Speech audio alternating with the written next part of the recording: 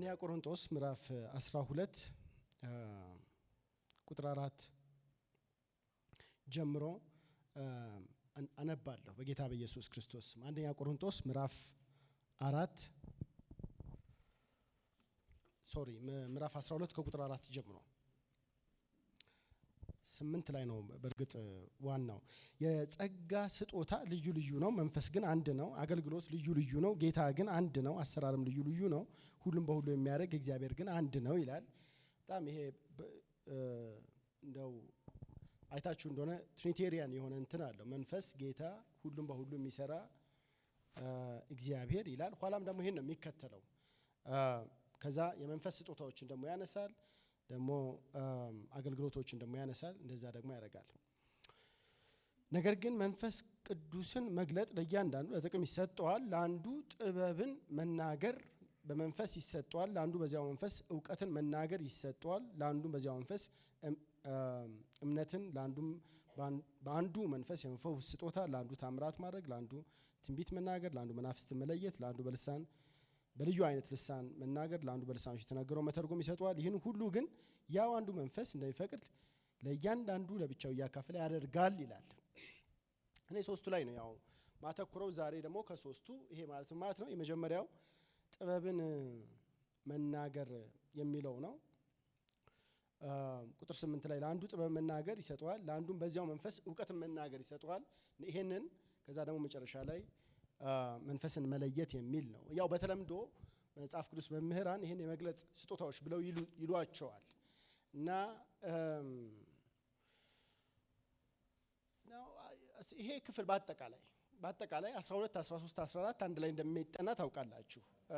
ላይ ነው የሚጠናው። ሐሳቡ እስከ 14 ድረስ ይዘልቃል። ልክ አሁን ወደ ኋላ ስትሄዱ 8 የጀመረ ሐሳብ 8 9 10 እንደሚያደርግ ወይ ደግሞ አንድ የጀመረ ሐሳብ 1 2 3 4 አንድ ላይ እንደሚያደርግ ይሄም እንደዛ የሚያደርግ ነው። ስለዚህ እንደው የጥበብን የመናገር ወይም ጥበብ መናገር የምትባሏን ጸጋ ስጦታ ብቻዋን ከማየታችን በፊት እንደው መላ ሙግቱን እንደው ትንሽ ማንሳት ያስፈልጋል። ምናልባት ከዚህ ቀደም በነበረው ፕሮግራም ላይ ተነስቶ ይሆናል።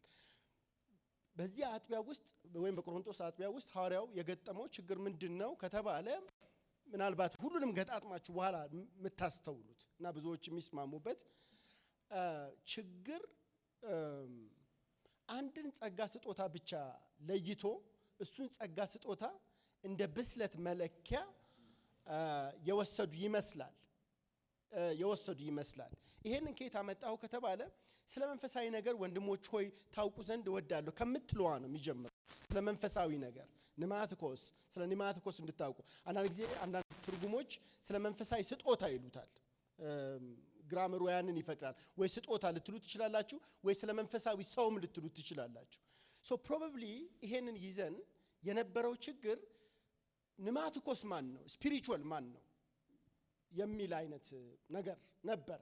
መንፈሳዊ ሰው ማን ነው በመካከላችን እና ሲመስል ይሄን ክፍሉን አይታችሁ የምትደመድሙት ቆሮንቶሳውያን የደመደሙት ነገር ኒማቲኮስ የሚባለው መንፈሳዊ የሚባለው ሰው አንድን ጸጋ ስጦታ ምናልባትም ከጸጋ ስጦታም ልሳንን እንደ ማቹሪቲ መለኪያ የማየት ችግር ሳይፈጠር አልቀረም። እስከ መጨረሻው ድረስ የሚዘልቀው ነገር ይሄ ነው። ምዕራፍ 13 ብትሄዱ መግቢያ፣ ምዕራፍ 14 ላይ ብትሄዱ የምታገኙት የልሳን አጀንዳ አይዘጋም ከሁሉም ጸጋ ስጦታዎች። ስለዚህ ሐዋርያው እንደ እርምት ያደረገው ነገር ምንድን ነው? አሁን እንግዲህ ወደዚህ ክፍል ከመምጣታችን በፊት እንደ እርምት ያደረገው ነገር አንደኛ ጸጋ ስጦታ አንድ ብቻ አይደለም። ጸጋ ስጦታ አንድ ብቻ አይደለም። ለዚህ ነው እዚህ ላይ መዘርዘር ያስፈልገው። ብዙ ናቸው፣ አንድ ብቻ አይደለም። በተለይ ይሄንን የመለሰበት ቦታ ምን ላይ ነው? 12 ላይ ነው። ጸጋ ስጦታ ብዙ ነው፣ አሰራር ብዙ ነው ብሎ ያንን ያሳያል። ሁለተኛ መንፈሳዊነትንም ማቹሪቲን ስፒሪቹዋል ማቹሪቲን ቱ ቢ ኒማቲኮስ ወይም ስፒሪቹዋል መሆንንም አስመልክቶ መለኪያው ጸጋ ስጦታ ሳይሆን ፍቅር ነው የሚል ፍቅር ነው እንጂ ብዙ ሊኖራችሁ ይችላል። እምነትም ልሳንም መናገር እንዲህ በጣም ብዙ ነገር ሊኖር ይችላል። ነገር ግን ስፒሪቹዋል ማቹሪቲ ሜዠር የሚደረገው በምንድን ነው? በፍቅር ነው የሚል ነው። ይሄ ደግሞ 13 ላይ የሚያደርገው ሙግቱ ነው። የተሻለው መንገድ ይሄ ነው። ብሎ ቁጥር 31 12:31 ላይ ወደ 13 ያመራል። ከዛ 14 ላይ ደግሞ ምንድነው የሚያደርገው? ጸጋ ስጦታዎችን ቢሆኑ ስንጠቀምባቸው በተለይ በጉባኤ በምንሰበሰብበት ስንጠቀምባቸው ኤዲፋይ የሚያደርገውን ቅድሚያ ይሰጥ፣ ከዛ ደግሞ ኦርደርሊ ይሁን የሚል ነገር ይናገራል።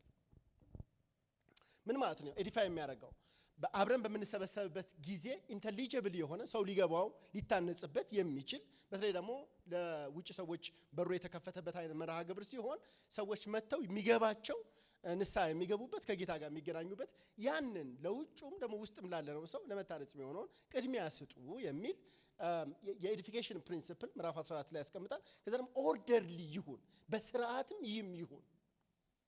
መገመት ትችላላችሁ የነዚህ ሰዎች የዚህች አጥቢያ ችግር ምናልባት የኛን አይነት ችግር ይመስላል። እኛ ጋር ልሳን የምንይዝበት መንገድ አለ አይደለ? በቃ ይሄ እንደፈለገን ምንናገርበት እሱ አይነት ችግር የገጠማቸው ይመስላል። ግን እነሱ ያንን እንደምን አይተውታል? እንደ ማቹሪቲ እንደ ብስለት መለኪያ ያዩት ይመስላሉ። በጣም ሚኒንግፉል ነው ይሄ መጽሐፍ በጣም ሚኒንግፉል ነው። እኛም ሀገር እንደዚህ ነው አይ ቲንክ ይመስለኛል። በቤተ ክርስቲያንም ዝም ብለን ህይወታችንን ስንገመግመው አንድ ሰው ልሳን ከተናገረ በኋላ ይከሽፋል። እንደዛ ነው በቃ ስፒሪቹዋል እድገቱ በቃ እዛ ጋር የሚከሽፍ ይመስለኛል። ዝም ብዬ በቃ አንተም ተናግራ እኔም ተናግሬያለሁ፣ አንተም ትላለህ እኔም እላለሁ፣ ከዚህ በኋላ ወዴት እንሄዳለን አይነት ነገር ያለ ይመስላል።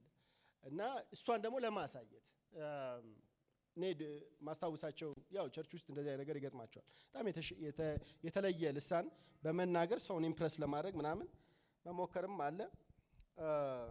እና መሰረታዊ ችግሩ ይሄ ነው። ስለዚህ 12 ላይ ዳይቨርሲቲን እነሱ አንድ ጸጋ ስጦታ ብቻ ብለው ሲሉ እሱ ብዙ ናቸው። 13 ላይ ይህ አንድ ጸጋ ስጦታ የብስለት መለኪያ ነው ሲሉ አይደለም፣ የብስለት መለኪያው ፍቅር ነው እንጂ ጸጋ ስጦታን በጣም በሚገርም ሁኔታ ሊገለጡ ይችላሉ። they cannot be a measure of maturity የሚል መልእክት ያስተላልፋል። 14 ጸጋ ስጦታዎችን ቢሆኑ ስትጠቀሙባቸው በኤዲፊኬሽን ፕሪንሲፕል እና በኦርደር ፕሪንሲፕል ይሁን የሚል ይናገራል። ከዚህ ጋር በተያያዘ ነው እንግዲህ ምናልባት ዶክተር በቀላ አንስቶታል። ሐዋርያ ጳውሎስ ልሳንን በተመለከተ ትንሽ ጫን የሚያደርገው እዚህ ላይ በዚህ ምክንያት ነው። ቢካዝ አላግባብ ስለተያዘ ነው እዛ አጥቢያ ውስጥ እንጂ እሱ ራሱ የሚናገረው ነው። ሁላችሁ ብትናገሩ እወዳለሁ ብሎም ደግሞ በግልጽ የተናገረው ነው። ተመልከቱ እንግዲህ ሁላችሁ ብትናገሩ ብሎ የሚመኘው ነው፣ እሱም ደግሞ የሚናገረው ነው። ነገር ግን አላግባብ በመያዙና የትክክለኛ ያልሆነ አይነት ምልከታ ከዛ ጋር ተያይዞ ዲቨሎፕ ማድረጉ ማለት እንደው በቃ ልሳን በመናገሬ በስያለሁ በቅቻለሁ ለማለት ሰዎች ያንን ሲግኒፋይ ለማድረግ ስለሚጠቀሙበት ትንሽ ጫን ያለው ይመስላል። but in no way ሐዋርያ ጳውሎስ ይህን ጸጋ ስጦታ ለማሳነስ አስቦ አይደለም የተናገረው። ናው ከነዚህ ጸጋ ስጦታዎች እንግዲህ ብዙ ነው ብሎ ይልና ታዲያ መጀመሪያ የሚጠቅሰው ማንን ነው? ጥበብን መናገር ይላል። አንዳንድ ጊዜ እንግዲህ አሁን እኔ ይህን ጥያቄ ለራሴ ጠይቄያለሁ፣ ግን መልሱን በትክክል ማግኘቴ እርግጠኛ አይደለሁም። ከዘረዘራቸው የጸጋ ስጦታዎች ጥበብን መናገር ለምን መጀመሪያ ያመጣ ብያለሁ። sometimes አንዳንዴ እንደዛ ይሆናል አይደለ? ዝም ብሎ ሲዘረዘሩ ለምሳሌ የሐዋርያቱ ስም ሲዘረዘር አይታችሁ እንደሆነ በጴጥሮስ ጀምሮ በይሁዳ ማለቁ ያው ይገባቸዋል መቼስ አይደለ እንዴ? ጴጥሮስ ፊተኛው ነው፣ ምንም ጥያቄ የለው። ያኛው ደግሞ የምታውቁት ነው። እና አንዳንድ ጊዜ ሊስቶችን ስናይ ዝም ብለን ራንደምሊ እንደተቀመጠ ሁሌ እንደ መርህ ላላስቀምጠው ይችላለሁ። ግን ጥበብ መናገር መጀመሪያ ከዛ ደግሞ እውቀት ተከትሎ የሚመጣ ይሆናል እና እውነትም የመጽሐፉንና አጥቢያ የቆሮንቶስን ቤተክርስቲያን በጥልቀት ከተመለከታችሁ የጥበብ ቃል የሚጎላቸው አይነት ናቸው። በጣም ብዙ ይመስላሉ። እንግዲህ እንደዛ ይመስላሉ። ብዙ አለ አይደል? ፉሊሽ ቶክ በጣም አለ። እና ምናልባት ይሄንን ከፊት ሲያመጣ ዝም ብሎ ያለ ምክንያት ያመጣ አይመስለኝም። በምክንያት ነው ይሄንን ያመጣው። ፉሊሽ ቶክ አለ ስል ማለት ነው እኛ ሁላ ዊ ኖ የሚል አይነት ለምሳሌ አሁን ይሄ አንደኛ ቆሮንቶስ ምዕራፍ 8 ላይ ያለው አይነት ነገር አለ። እናውቃለን እኛ ይሉና እንዲህ አይነት ነገር ይናገራሉ። ስለምንድነው የምታውቁ? ስለዚህ እናውቃለን፣ ስለዚህ ይሄን ማድረግ እንችላለን የሚል ነገር አላቸው። 8 ብቻ ነው ወደ ኋላ ወደ 6ም ሁሉ ተፈቅዶልኛል የሚለው የነሱ ንግግር እንደሆነ ያው ብዙ ሰዎች ያምናሉ። እና ይሄ ከንግግር ጋር በተያያዘ መግቢያውም ላይ ሲናገር ንግግር በስቶላቸው ዕውቀትም በስቶላቸዋል ብሎም ይናገራል። እና እሱን እንግዲህ እንደ ምጽአትም አድርጎት ሊሆን ይችላል የተናገረው። ምናልባት ለምንድን ነው ጸጋ ስጦታዎች ሁሉ ጥበብ መናገር ከፊት ያመጣው ሲባል ትርጉም ለዛች አጥቢያ እዛ ውስጥ ላሉ ቅዱሳን ትርጉም ያለው ነገር እንደው መናገር ብቻ አይደለም፣ ግን በመንፈስ ቅዱስ የሆነ ጥበብ መናገር የሚባል የጸጋ ስጦታ እንዳለ ሊያስታውሳቸው የፈለገ ይመስላል። ለዛ ይመስለኛል ናው ይሄንን መልእክት ሙሉን ስንመለከተው ይሄ የጥበብ ቃል የምትለዋ እዚህ ላይ በጸጋ ስጦታ ትነሳ እንጂ ከዚህ ቀደም ትነሳለች። በተለይ ምዕራፍ 1 2 3 4 ላይ 3 አይነት የጥበብ ቃሎች ወይም ጥበቦችን ታገኛላችሁ። እና ይሄኛው የጥበብ ቃል ከዚህ ቀደም ከተነሱ ስጦታዎች የተለየ ነው የሚሆነው። አንደኛው የምናገኘው የጥበብ ቃል የዚህ ዓለም ጥበብ ብሎ የሚለው ነው። የዚህ ዓለም ጥበብ ብሎ የሚናገረው ነው። ወይም ወደዚሁ አንደኛ ቆሮንቶስ ውስጥ ሳንወጣ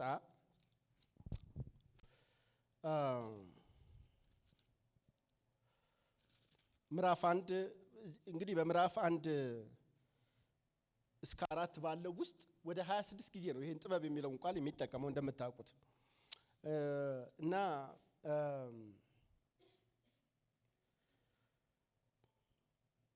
ተመልከቱ። ለምሳሌ በሚያባብል የጥበብ ቃል የሚለው አለ።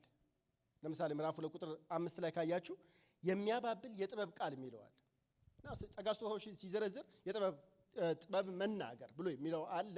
እዚህ ላይ የሚያባብል የጥበብ ቃል የሚለው አለ። ወደ ኋላ ወርዳችሁ ካያችሁ እዚሁ ላይ ቁጥር 6 ላይ የዚች ዓለም ጥበብ አይደለም ብሎ ይናገራል። ስለ ጥበብ ሐዋርያው ጳውሎስ ሲናገር በዚህ ደብዳቤ ውስጥ ምዕራፍ 12 ላይ ስለ ጸጋ ስጦታው እየተናገረ ያለው ግን ከዚህ ቀደም ያነሳቸው ጥበቦች አሉ። የጥበብ ቃል ሊላቸው ይችላል፣ ወይም ደግሞ ጥበብ ፕላስ የሆነ አይነት ኤክስፕሬሽን ሊጨምርበት ይችላል። አንደኛው የዚህ ዓለም ጥበብ የሚለው ነው። ሁለተኛው የዚህ ዓለም ገዢዎች ጥበብ የሚለው ነው። ሶስተኛው ክርስቶስን እንደ እግዚአብሔር ጥበብ የሚገልጠው ነው። ወይም ደግሞ ወንጌልን እንደ ጥበብ ቃል የሚያየዋል። ሁለት የጥበብ ቃል ነው ያለው። የዚህ ዓለም ጥበብ ብሎ የሚለው አለ። ወንጌልን ራሱ ደግሞ የጥበብ ቃል ይለዋል። ክርስቶስንም ደግሞ የእግዚአብሔር ጥበብ ብሎ ይለዋል። the wisdom of God ይለዋል ክርስቶስን። እና አራተኛ ላይ ደግሞ አሁን መጥቶ ጥበብን መናገር ብሎ ደግሞ እንደምን ያመጣል? እንደ ጸጋ ስጦታ ያመጣል።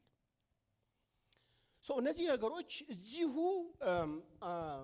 አንደኛ ቆሮንቶስ ውስጥ የምታገኟቸው ነገሮች ናቸው። ግን ደግሞ በስፋትም በአዲስ ኪዳን በስፋትም ደግሞ በቅዱሳት መጻሕፍት ውስጥ በደንብ የምታገኟቸው ነገሮች ናቸው። የዚህች ዓለም ጥበብ በእግዚአብሔር ፊት ሞኝነት ነው ይላል። የመጀመሪያው ጥበብ ምንድን ነው? የዚህ ዓለም ጥበብ አለው። እንግዲህ አሁን ዲፍረንሱ የምንረዳው በዛ ነው።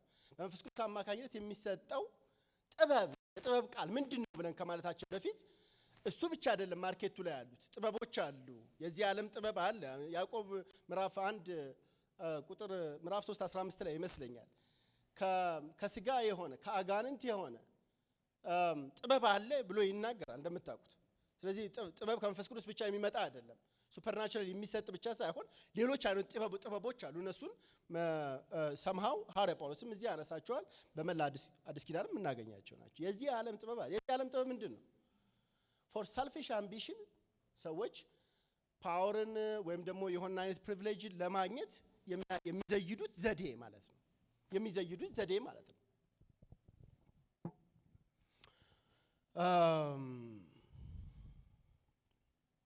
በጣም ለዚህ በጣም የሚጠጋው ብዬ የማስበው ጌታችን ራሱ አንድ ቦታ ላይ ሉቃስ ምዕራፍ 16:8 ላይ የዚህ ዓለም ልጆች ምንድናቸው ብሎ ይናገራል። ለትውልዳቸው ከብርሃን ልጆች ይልቅ ምንድናቸው ይላል? ጠቢባን ናቸው ይላል። ብልሆች ናቸው፣ ጠቢባን ናቸው ይላል። ይሲ ዓለም ውስጥ እንደምታውቁት ነው ጥበብ አለ። ግን ጥበቡ ምንድን ነው? ለምሳሌ ጌታ ራሱ በተናገረው ምሳሌ ውስጥ አንድ ሰው በአስተዳዳሪ የነበረ ሰው ክስ ይመጣበታል ለጌታው። ክስ ሲመጣበትና ይሄ ክስ መጨረሻ ላይ እንደ ከስራው ገበታው እንደሚያሰናብተው ሲገባው ምን አለ? በቃ ጌታዬ አሁን ያሰናብተኛል፣ አሁን እኔ እድሜም ገፍቷል፣ በወጣው ጊዜ ማንስ ይቀበለኛል ብሎ ይልና ምንድነው የሚያደርገው? ሪሶርስስ ባለው ጊዜ እጁ ላይ ሀብት በነበረው ጊዜ ምን ያደርጋል? ዋይዝሊ ይወስናል። እና ሰዎችን እየጠራ አንተ ስንት ነው ዕዳ ያለብህ? 100 በቃ 80 ብለህ ጻፍ። አንተ ስንት ነው ያለብህ እያለ ይላል። እና ጌታ ምን ይላል? ይሄ የዚህ ዓለም ጥበብ ነው ይላል። ይሄ የዚህ ዓለም ጥበብ ነው። እና ይህን ሰውዬ በኋላ በእድሜ ማምሻው ወይም ሲሰናበት ጌታው ባሰናበተው ጊዜ ምድሮ የሚያደርገው በቃ የሚቀበሉት ሰዎችን ያሰናዳል። የዓለም ጥበብ አለ። የዚህ ዓለም ጥበብ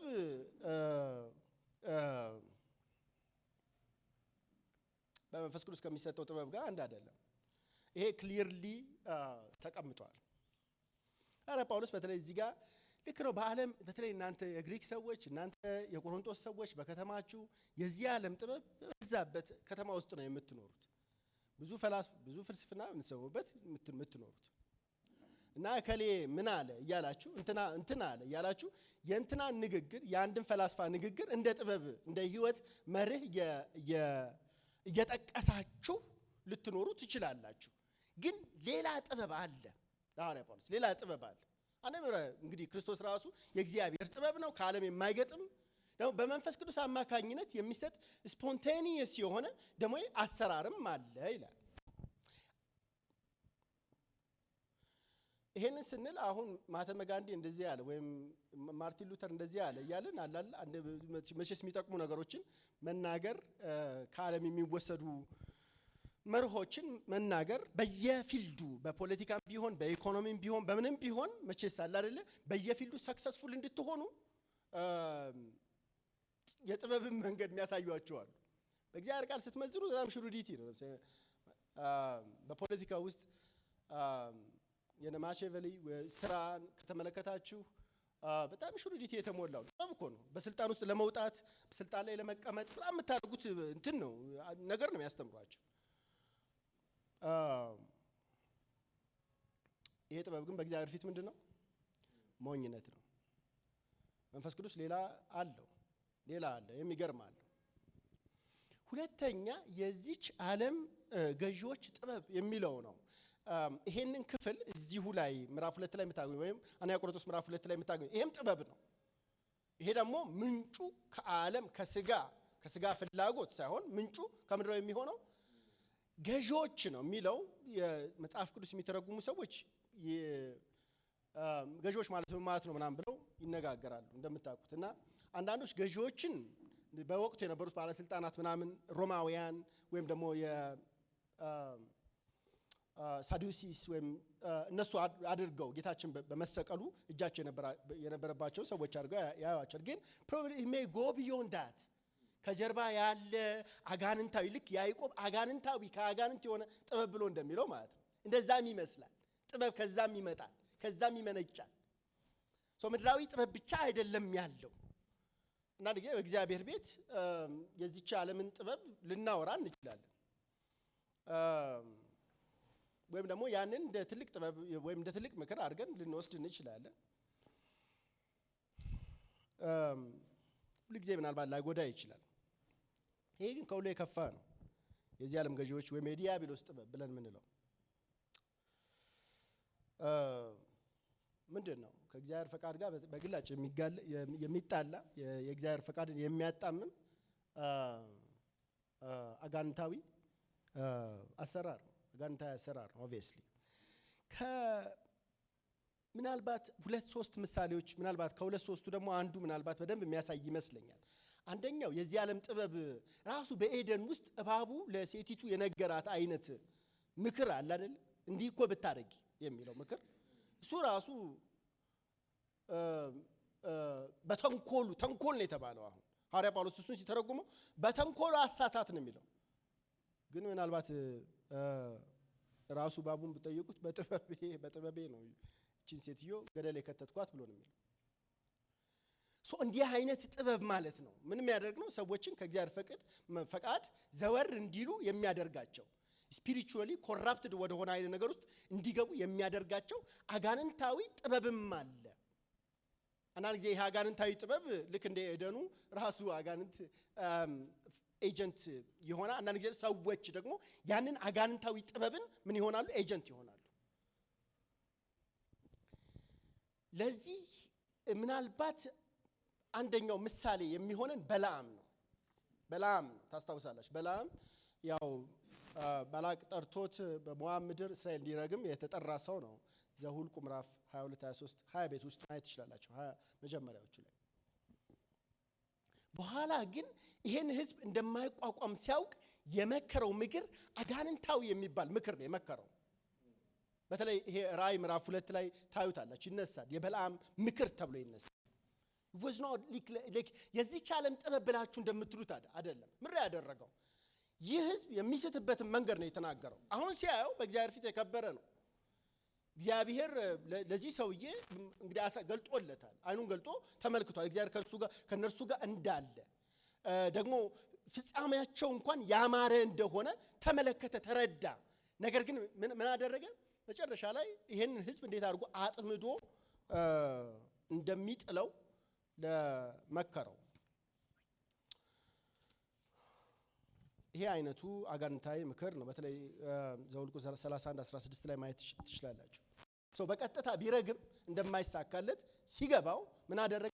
እስራኤልን ለማሳት ወደ ጣዖት አምልኮ ለማሳት ምንድነው ለወንዶቹ ላይ ምንድነው የለቀቀው? ሴቶቹን እና በዚህ አይነት መንገድ እዛ ወጥመድ ውስጥ እንዲገቡ አደረጋቸው። በሴቱ አማካኝነትና በሴክሹዋል ኢሞራሊቲ አማካኝነት ወደ ጣዖት አምልኮ፣ ወደ ኮራፕሽን፣ ወደ አፖስተሲ እግዚአብሔርን ወደ መካድ ሄዱ እና የእግዚአብሔር በቃ ምን አደረገ? ተሳካለት እኮ በሚገርም ሁኔታ። የእግዚአብሔር ቁጣ ተነሳ። ህዝቡን እግዚአብሔር መታች። ፊንሐስ እስኪገባና የእግዚአብሔርን ቁጣ የሚያበርድ ስራ እስኪሰራ ድረስ ማለት ነው። ይህ አይነቱ ምክር በኋላም በራእይ ላይ ይጠቀሳል። ከአጋንንት የሆነ ጥበብ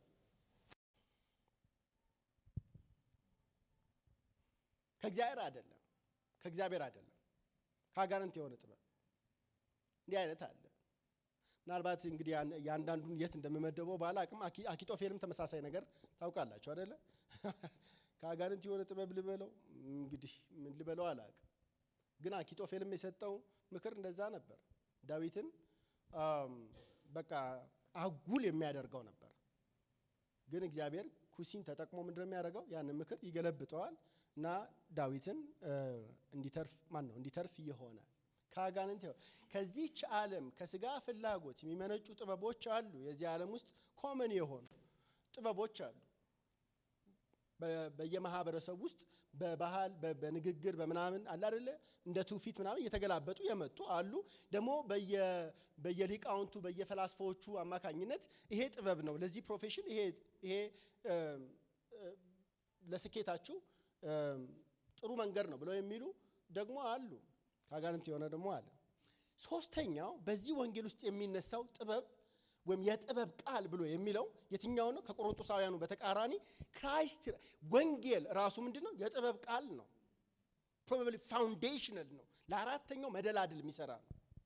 ለአራተኛው ይሄ በመንፈስ ቅዱስ አማካኝነት ይገለጣል ለምንለው ስፖንቴኒየስ የሆነ የእግዚአብሔር ጥበብ ለሱ መደላድል ነው። ወንጌል ምንድነው? የጥበብ ቃል ነው። ምንድነው ጥበብ የሚያደርገው? የእግዚአብሔር ጥበብ ለሰው አይደለም፣ ለግሪኮቹ አይመጣም ፈጽሞ።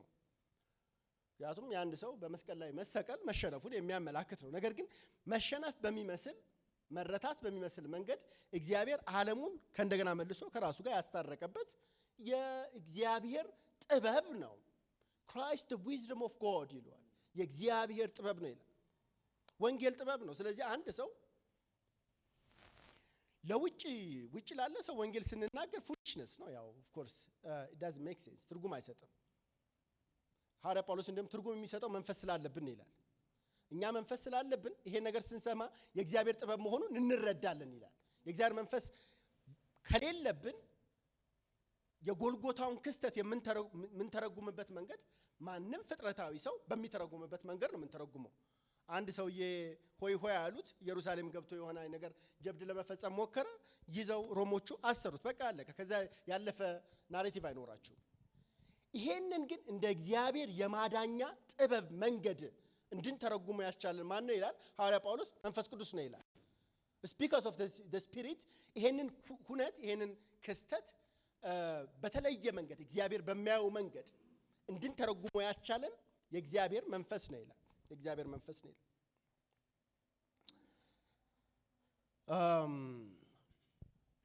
አራተኛው ለሐዋርያ ጳውሎስ በጣም ፋውንዴሽናል የጥበብ ቃል ማለት ምንድነው ከተባለ መሰረታዊው የጥበብ ቃል ምንድነው ከተባለ ወንጌል ነው። ወንጌልን በምንናገር ጊዜ የእግዚአብሔርን ጥበብ ምን እያደረግን ነው? እያወጅን ነው ያለን። እያወጅን ነው ያለን። እግዚአብሔር ጥበቡ ዓለምን ያዳነበትን መንገድ እየተናገርን እያወጅን ነው ያለን። አራተኛው ናው ይሄ በዚህ በአንደኛ ቆሮንቶስ ምዕራፍ 12 ቁጥር 8 ላይ የሚነሳው የጥበብ ቃል የሚለው ስጦታ ምንድን ነው? ሞር ላይክሊ ይሄ ስፖንቴኒየስ እንግዲህ አሁን ይሄ እንደ መንፈስ ስጦታ ምን አይነት ነው? ሰው ከዓለምም ያላመጣው ከዓለም እውቀቱ ማለት ነው ካደገበት ማህበረሰብ ካነበባቸው መጽሐፍቶች ከህይወት ተሞክሮ ከምናምን ያላመጣው በቅጽበት የሆነ መንፈስ ቅዱስ ለአንድ ሰው የሚያቀብለው የጥበብ ንግግር ነው። የጥበብ ንግግር ነው። እንዴት መታደል ነው ቅዱሳን! እንዴት መታደል ነው! ይሄንን ይሄ ዓለማውያን ጋር የምታገኙት አይደለም። ይሄ ለኛ የተሰጠ ተስፋ ነው። ለኛ የተሰጠ በረከት ነው። በዚህ ውስጥ የምንጠቀም እኛ ብቻ ነን ያለን እና የዚህ ስጦታ ባለቤቶች በመሆናችን ወይም ደግሞ እግዚአብሔር በዚህ መንገድም ሊረዳን ሊያስጥለን ሊያስመልጠን መንገዳችንን ሊያሳጥር ከክፉ ሊያድነን በመውደዱ በተለይ ደግሞ በፉሊሽነስ ምክንያቱም በጣም ብዙ ሰዎች ንግግራቸው እንዲሁ ተስተካክሎ የሚቀረው በምንድን ነው? በንግግር ነው ማለት ይሄ መንገዳቸው የህይወት መንገዳቸው ተስተካክሎ የሚቀረው በንግግር ነው። እና ቆሮንቶሶቹ እዚህ ላይ ነው ችግራቸው። ይብለው በቃ በልማድ ሰው ስለሚል አይ ነው የሚል ሰው አለ። አሁን ምንም እኔ እስካው ባይል ደስ ይለኛል እንደማያቃቃለሁና ግን የሆነ ሰው ሲል ሰምቷል። እንግሊዘኛም ነው ቢለው የሆነ አይነት ኢምፕሬሽን ይፈጥራል። ግን the moment አይኖ እያለ ዝም ብሎ የሰው አፍ ላይ አይኖ ስለሚል ሰው እንዲያወራም አይጋብዘውም። በቃ ልጅ ያውቃል ብለው አይደል ሰው ስለሚለው ምንለው ወይም ደግሞ አይደል ይሄ አንደበታችን ባለመግታት ምክንያት የብዙ ሰው ቅዱሳን ይሄ መቼስ እናንተ የምታውቁት የብዙ ሰው የህይወት መሰነካከል ምክንያቱ ከአንደበት ጋር ቢመጣ ነው። እና ይሄ ስጦታ ቀላል ምን ነው ስጦታ አይደል። ቀላል ምን ነው ስጦታ አይደል። መንፈስ ቅዱስ ጣልቃ ገብቶ በራሳችን አንደበት ልናበላሸው ያለው ነገር ምን የሚያረግበት ነው? የሚያርምበት የሚያቀናበት ነገር ነው። በተለይ ሊያጠምዱን በሚፈልጉ ችግር ውስጥ ሊጥሉን በሚፈልጉ መካከል የዛኔ ምንም አናቅ እንግዲህ በትምህርት ወይም በልምድ ወይ በንባብ ወይ በምናምን ከዚህ ዓለም ብለን የማንለው ነገር ግን ስፖንቴኒየስሊ የሚገለጥ አይነት ስጦታ ነው። እንደዛ ነው። ብሉይ ኪዳን ላይ የተወሰኑ ፕሬሲደንቶች ያሉ ይመስለኛል። ለኔ አዲስ ኪዳን ላይ ደግሞ በጣም በግልጽ ምሳሌዎች እንዳሉ አያለሁ። ብሉይ ኪዳን ላይ ጥበብ ብለን ስንል በተለይ የነ ሰለሞን ዘመን በአጠቃላይ የዛ ንቅናቄ የዛ ስጦታ የዛ የመንፈስ አሰራር በጣም የነበረበት የገነገነበት ጊዜ ነው ብላችሁ ማለት ትችላላችሁ። የነ ሰለሞን ለዛ ኩሲ ማንሳት ትችላላችሁ። ከዛ አኪጦፌልን ማንሳት ትችላላችሁ። እነዚህ ሰዎች በማቴዎስ ይጠቀሳሉ። ጠቢባ ልክ እንደ ነቢያቱ እግዚአብሔር ለህዝቡ የሰጣቸው ናቸው። ልክ ነቢያቱን አፍ አድርጎ ለህዝቡ እንደሰጠ ጠቢባኑም እግዚአብሔር ሰጥቷል። ጠቢባኑም እግዚአብሔር ሰጥቷል። ልክ እንደ አንድ ስጦታ ነው በብሉይ የሚያለ ነውና በተለይ ግን በጣም አንጋፋ ሆኖ የዚህ ስጦታ ከሚታይበት ሰው መካከል አንደኛው ማን ነው? ራሱ ሰለሞን ታስታውሳላችሁ። በጣም በንግስናው መጀመሪያ ላይ የመጣለት ጥያቄ በጣም አስቸጋሪ ነበር። ሌጂቲሜሲውን የሚያጸና ወይም የማያጸና ነገር ነበር የመጣው። በተለይ በጣም በስልጣን ሽኩቻ ስለሆነ ወንበር ላይ የወጣው መጀመሪያ የመጣውን ጥያቄ የሚፈታበት መንገድ ወንበሩን ወይ ያጸናዋል ወይም ደግሞ የህዝቡን ኮንፊደንስ ይመታው ነበር። የሱ ልጅ በጣም ስቱፒድ ነው ታስታውሳላችሁ አይደል? ሮብዓም የሚባለው የእስራኤል መከፈል ምክንያት የሆነው አንድ ነገር ተናግሮ እስራኤልን የከፈለው በቃ ለሁለት ተከፈለ። ቅዱሳን ለሁለት ተከፈለ። አባት ግብር አብዝቶብናል እባክህ ቀንስልን ብሎ በትህትና እኮ ነው ሽማግሌዎች ያማከሩት። ግን ማይሆኑ ሰዎችን አማከረና የተናገረው ንግግር ጥበብ የጎደለው ንግግር ሀገሩን ለሁለት ከፈለው። ይሁዳ ተነጠለ፣ ሰሜኑ ላይ ተነጠለ። መነጠል ብቻ አይደለም፣ የራሳቸውን ሃይማኖት፣ የራሳቸውን ፖለቲካ፣ የራሳቸውን ነገስታት ባላንጣው ነው የጎን ውጋት ነው የኖሩት። አንዳንዴ ከሶሪያ ጋር ሳቢሩ ይሁዳን ሲወጉ እንደዛ ነው የኖሩት በትንሽ ንግግር። እና ሰለሞን ግን በንግስናው ጊዜ እንደ ልጁ ሮብዓም አልነበረም። ሁለት ሴቶች ታስታውሳላችሁ መጥተው ክስ ባቀረቡ ጊዜ በልጅ በተካሰሱ ጊዜ ሰለሞን የተናገረው ቃል ምንድን ታስታውሳላችሁ? ዳዊት ይሄ እንደው የሰለሞን ጂኒየስ ስለነበረ የተናገረው አይደለም። ይህ በብሉይ እግዚአብሔር በጠቢባኑ ይገልጠው የነበረው አሰራሩ ነው። ለመሪዎቹ ይሰጠው የነበረው አሰራሩ ነው። እና ሰለሞን ኤክሰፕሽናሊ ብሪሊየንት እና ጂኒየስ ስለነበረ አላለ ለሱ ክሬዲቱን የምንሰጠው አይደለም። እግዚአብሔር በጥበቡ ይሄንን ንጉስ እንዴት አድርጎ ይሄንን አስቸጋሪ ሁኔታ እንደሚፈታ አሳየው። እና የተናገረው በቃ ቢሎ አንጡልኝ ከፍለዋለሁ አለ። በጣም እንትን ነገር ነው የሚመስለው። እቺን ሲናገር እና እናትየው አንጀቷ ተላወሰ። እቺኛዋ ደግሞ ያው እናትየው ስላይደለች በዛ ለየው ነገሩ በዛ ለየው። የነዚህ ሰዎችን ችግር ፈታ። ከዛም ደግሞ ባለፈ የራሱንም ችግር ፈታ። የራሱ ችግር ምንድነው? ገና ከአዶንያስ ጋር ታግሎ ነው ወንበር ላይ የተቀመጠው። እና ይህ ልጅ በእርግጥ አሁን ይችላል አይችልም የሚል ጥያቄ ነበረ። በቃ እግዚአብሔር በእርሱ ሲያደርግ ፍትህ ሲያደርግ ህዝቡ አዩ። ወንበሩ የመጽናቱ አንደኛው ምልክት ይሄ ሆነ ማለት ነው። ናታን ዳዊትን የገሰጸበት መንገድ ማለት ነው የጥበብ ስጦታ የምንለው ይሄ ማለት ነው። ያ ዘመን እንዳልኳችሁ በደንብ በርካታ ምሳሌዎችን የምታገኙበት ነው።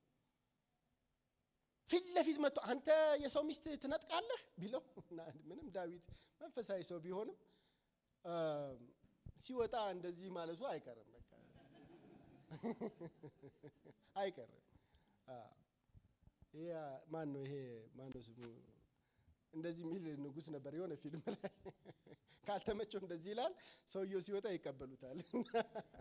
እንደዛ ማለት ነው። የሰው ሚስት ነጥቃለህ ብሎ ግን እንደዛ አላለው። ምንድነው ያደረገው? በፓራብል አድርጎ አንዲት ጠቦት የነበረችው ሰው ብሎ አለ አይደለ? መጨረሻ ላይ በራሱ ቃል ነው ያጠመ። ይሄን እኮ ያረከው አንተ ነህ አለው። በቃ ይሄን እኮ ያረከው አንተ ነህ አለው። ቅዱሳን እኔ ማቃቸው ሰዎች አሉ። በቃ እኔ እውነት ነው የምናገር፣ ፊት ለፊት ነው የምናገር። ለዛ ነው የማይወዱኝ የሚሉና ህይወታቸው በጣም የተመሰቃቀለ ዝም ብለው ያገኙትና የሰማቸውን በሙሉ ሰው ላይ የለጥፉና ባክፋየር ሲያደርግባቸው እና መንገዳቸው እኔ እውነት ስለምናገር በቃ ጌታ በልቤ ሞላ ብለው ይሆን ጀስቲፋይ ሊያደርጉት ይሞክራሉ። ናታን እውነት ነው የተናገረው፣ ግን አነጋገር ደግሞ አለው። ናው ይሄ ምናልባት ናታን ነቢይም ስለሆነ እግዚአብሔር ያንን ስጦታ አብስቶለታል ብዬ አስባለሁ። ግን ይሄ ስጦታ አቬለብል ነው ለሁላችን። ምንድነው? በቃ አንደበታችን ህይወታችን ለምናስገዛ ሁሉ እግዚአብሔር በእንዲህ አይነት በራሳችን አንደበት ወጥመድ ውስጥ እንዳንገባ ሊረዳን ይችላል፣ ሊያስመልጠን ይችላል። እንደዛ ከተቆየ የመጣችው ማን ነው? አቤሰሎምን ከዳዊት ጋር ያስታረቀችውም ሴት ታስታውሳላችሁ አይደል? እንዴት አድርጋ ጥበብ አለባት ተብላ ነው። እና ጥበብ አለባት ተብላ ነው። ባጭሩ ያው መቼስ ስለ እግዚአብሔር ስለ መንፈስ ቅዱስ ስጦታ ስለ ጥበብ ስጦታ እየተናገርን እንደው ዝም ብለን እግዚአብሔር በቃሉ ያደረገውን እግዚአብሔር በቅዱሳን ያደረገውን ብቻ ተናግረን ብናልፈው ምንም ጥቅም የለውም። ግን it's available to all of us። የእግዚአብሔር ረድኤት ለሁላችንም የተዘረጋ የእግዚአብሔር ረድኤት ነው። አሁንም እግዚአብሔር ያንን ያደርጋል። በዚህ መቼስ አዲስ ኪዳን ላይ ፊት ለፊት የምታገኙት ማን ነው? ጌታችን ራሱ የጥበብ ቃል ታስታውሳላችሁ። ወጥመድ አስበው የእስራኤል ሊቃውንት ማለት ነው። ከእስራኤል ሊቃውንት እግዚአብሔር ይሰውራችሁ። ተንኮለኞች አስበው በእድሜ ከተመለከታችሁት እኮ ጌታ አርሊ ሰርቲስ ውስጥ ነው ያለው አይደል እንዴ? 30ዎቹ መጀመሪያ አካባቢ ነው ያሉት። ሽማግሌዎቹ ሊቃውንት ካህናቱ መጥተው ለቄሳር ክብር መክፈል ይገባናልን ይሉታል። ምናልባት ወታደሮችም እዛው አካባቢ ያሉ። ይህ ወጣት ነው ጀብዱ ሊለው ይችላል። በዚህ በኩል አትክፈሉ ቢል ዘመዶቹን ሮማውያኖቹን ይሁዲዎቹን ያስደስታል። ነገር ግን በሮማውያኖቹ እንደምታውቁት አመጻ ቀስቃሽ ተብሎ ምን ይደረጋል? ወዲያውኑ ይሰው ነው የሚያስገቡት። ሮማውያን እንደዚህ አይነት ቀልድ አያውቁም። ክፈሉ ከተባለ ደግሞ በቃ አለቀ። ባንዳ ይሉታል። ይሄ ባንዳ ለሁለቱም አመቻችተውት ነው የመጡት።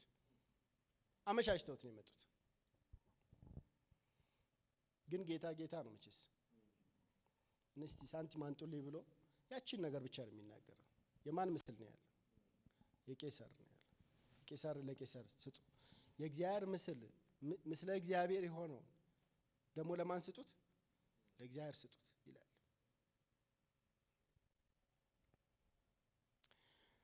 በተለይ ይሄ ስጦታ የጥበብ ስጦታ ይሄ መንፈስ ቅዱስ ስጦታ ከእንዲህ አይነት ተመሳሳይ ተንኮል ሊያድነን የሚችል ነው ለምንታመንበት።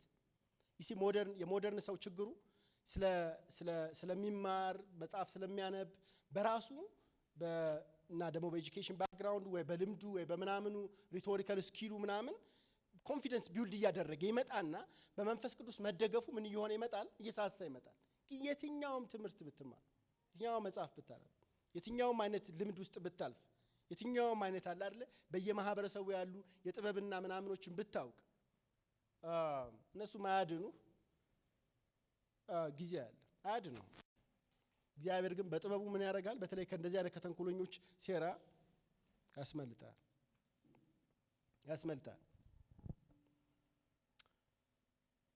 ሁለተኛው ምሳሌም ራሱ ጌታ ጋር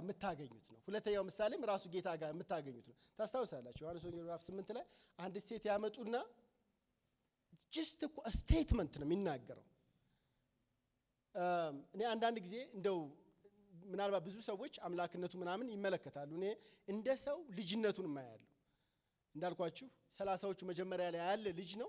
አንዳንድ ጊዜ ፊት ለፊት ቆሞ የሚያወራው የሚሟገተው ከእስራኤል መሪዎች ጋር መሆኑንና ደግሞ ለዘመናት ከቆዩ ጥያቄዎችና ተንኮሎች ጋር የሚሟገት ልጅ እንደዛም ወጣት ልጅም ጌታን ማየት ትችላላችሁ። እና ሊያጠምዱት ፈልገው እችን ልጅ በዝሙት ተይዛለች ብለው ያመጣሉ አይደል? እግሩ ስር ያመጣሉ። እና በአንድ ቃል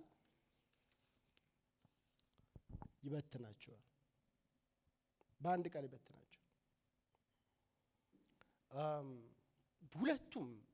ሁለቱም እንደው አለ አይደለ ለማብራራት ለማስተማር ምናምን ረጅም የሆነ ነገር ቢሄድ የሚሆን አይደለም።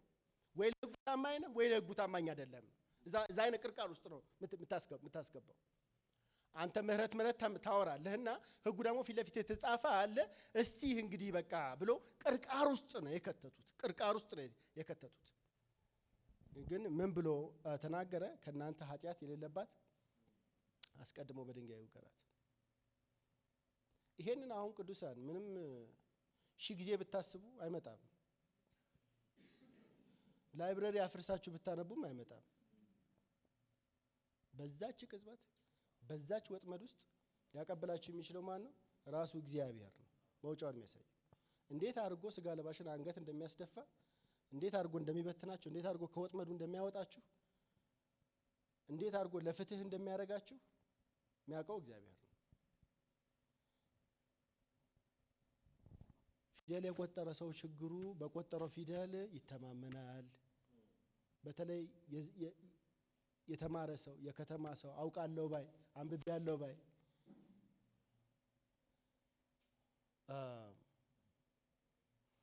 ይሄ አይነት በመንፈስ ቅዱስ መደገፍ ጌታ ሆይ እንደው አንደበት ሁነኝ ለወጥመዳቸው ውስጥ አትክተተኝ ብሎ መጸለይ ናይቭ የምትመስል እሷን አይነት ነገር ቸል ማለት ነገር አለ። መንፈሳዊ ብስለት የሚለካው በእግዚአብሔር ላይ በመደገፍ ልክ ነው። በእግዚአብሔር ላይ በመደገፍ ልክ ነው። በመንፈስ ቅዱስ በመደገፍ ልክ ነው። የመንፈሳዊ ብስለት የሚለካው እግዚአብሔር ላይ መደገፍ እና በዛ ስኪፕ ያደርጋል። ምናልባት አዲስ ኪዳን ላይ በጣም ብዙ አከራካሪ ሊሆኑ ይችላሉ። ምናልባት ሌሎች ምሳሌዎችም ሊኖሩ ይችላሉ። ግን የጥበብ ቃል ስንል በመንፈስ ቅዱስ አማካኝነት የሚሰጥ ንግግር ሊሆን ይችላል። አንዳንድ ጊዜ አደራረግም ሊሆን ይችላል። ይሄንን ጄምስ ደ ዋይዝ ታውቃለሽ፣ የጌታችን ወንድም ጄምስ ደ ዋይዝ ብለው ነው የሚሉት። በቤተ ክርስቲያን ትውፊትም ይሄ ጥበበኛ እንደሆነ ስለ ጥበብም እሱ በተደጋጋሚ ማንም ጥበብ የጎደለው ሳይነቅፍ በልግስና ከሚሰጥ ብሎ የተናገረውም ጄምስ ነው፣ ያዕቆብ ነው። የጥበብ አይነቶች የተናገረው ሴጅ ልክ ይሄ እንደነ ሰለሞን አይነት ስራም የሰራው ያዕቆብ ነውና ይሄ ያዕቆብ አንድ ጊዜ ሐዋርያ ጳውሎስን የመከረው ምክር አለ። ታስታውሳላችሁ? የመከረው ምክር አለ። ወሳኝ ምክር ነው። አንተ ልጅ ኢየሩሳሌም በገባ ጊዜ የዛኔ ሐዋርያ ጳውሎስ በየከተማው ገብቶ ወንጌልን ሰብኳል። በቃ እያንዳንዱ ከተማ ውስጥ ያለ ምኩራብ የምኩራብ አስተዳዳሪ በሙሉ ያውቋል። ከሱ ጋር ያልተናቆረ የለም። ከዛ ደግሞ የተወሰነ ያሉ ይሁዲዎችን ይዞ የክርስቲያን ማህበረሰብ መስርቷል። የሕግ ትምህርት ላይም ደግሞ የራሱ የሆነ ትምህርትም አለው እና በዚህ በጣም ስሙ ስለጎደፈ ዲያስፖራ በሙሉ ንቅል ብሎ ኢየሩሳሌም በሚመጣበት በዓል ሐዋርያ ጳውሎስም ሲመጣ ቁጭ አድርጎ ይመክሯል። አንተ ልጅ ስምህ ጎድፈዋል እና በየገባህበት ከተማ የሕዝባችንን ሕግ እንደምትጥስ ምናምን ነው ሰው የሚያውቀው። ያው ጀምስ ያውቃል። ሰው እንደዛ ነው የሚያስበው። ስለዚህ አሁን ሕጉን እንዳልጣልክ ሕጉን አሁንም እንደምታከብር ታሳያቸው ዘንድ እዚህ ስለት ያሉ የገቡ ሰዎች አሉ። እነዛ ስለት የገቡ ሰዎች ጋር አብረታይና ስለታቸውን እንዲፈጽሙ እርዳቸው። አብረታይ ሕጉን ቢትሬይ እንዳላደረግ ይመልከቱ ብሎ ዋይዝ የሆነ አደራረግን ምክርን ሲሰጥ ትመለከታላችሁ። ይህም ኤክስፕሊሲትሊ የጥበብ መንፈስ ወይም የጥበብ ንግግር የጥበብ ምናምን ተብሎ ባይጠራም ግን ከእግዚአብሔር የሆነ ምክር እንደሆነ ከእግዚአብሔር የሆነ የጥበብ ቃል እንደሆነ መመልከት ትችላላችሁ። በአጭሩ የጥበብ ቃል ብለን ስንል በተለይ እንደ ቆሮንጦሳውያን አይነቱ በንግግር እርስ በርስ የሚፎካከሩ እኔ በልጥ አይነት ነገር ውስጥ ያሉ በንግግር ብዙ ችግር ውስጥ የገቡ የብዙ ችግራቸው ምንጩ አንድም ይሄ ያለ አይደለ ድንበር የሚያልፍ ንግግራቸው ነው። በእግዚአብሔር መንፈስ ያልተቃኘ ንግግራቸው እና ጊዜ ከእግዚአብሔር የሆነውንም ልሳንንም ሚስዩዝ እስከ ማድረግ ድረስ የደረሱበት ነው። ለእኛም ቢሆን እጅግ የሚጠቅመን የተዘረጋ የእግዚአብሔር እርዳታ የእግዚአብሔር አሰራር ለቤተ ክርስቲያን ሁሉ ጊዜ የሚሰጥ የእግዚአብሔር ስጦታ ነው። ይሄ ስጦታ ይሄን ብቻ ብዬ ልናገር። ይሄ ስጦታ ቤተ ክርስቲያን ውስጥ ስንሰባሰብ መንፈሳዊ መርሃ ግብር ስናደርግ ብቻ አይደለም። በስራው ውስጥ፣ በትዳር ውስጥ፣ በመስሪያ ቤት በምናምን የሚመጣ እና አንድ ጊዜ መንፈስ ቅዱስን ልክ እንደ በሃይማኖታዊ ድባብ ብቻ የሚገለጥና የሚሰራ አድርገው ሰዎች ያዩታል። እንደዛ አይደል? በብሉይም እንደዛ አይደል? በአዲስ ኪዳንም እንደዛ። በብሉይም ሰዎች እደ ጥበብ ሲሰሩ ምናምን ሲሰሩ አመራር ውስጥ እያሉ ምናምን ውስጥ እያሉ ነው መንፈስ ቅዱስ እርዳታና ጸጋ ስጦታ የሚመጣውና የጥበብ ስጦታ ብለን ስንል ልክ እዚህ ያለ አይደለ አይናችንን ጨፍረን ምናምን ድንገት ካፋችን የሚያመልጥ ነገር ሳይሆን እግዚአብሔር በእርሱ ለሚደገፉቱ በየትኛውም አይነት የህይወት ክፍላቸው አገልግሎታቸው ውስጥ የሚሰጣቸው ነገር ነው። በዛ አንዳንዶችን እግዚአብሔር ያሻግራል፣ አንዳንዶችን ከደባ ያስመልጣቸዋል፣ ለአንዳንዶች መፍትሄ እንዲሆኑ ያደርጋቸዋል። ጌታችን አንድ ቃል ተናግሮ እችን ሴት ህይወቷን ያተረፈላት አይደለ እንዴ? አዎ ህይወቷን ያተረፈላት እንዲሆን ያደርጋቸዋል። እግዚአብሔር ይሄንን ጸጋ ስጦታ ያብዛልን። አጭር ጸሎት ጸልየን እንጨርስ። ጌታ ሆይ እናመሰግንሃለን።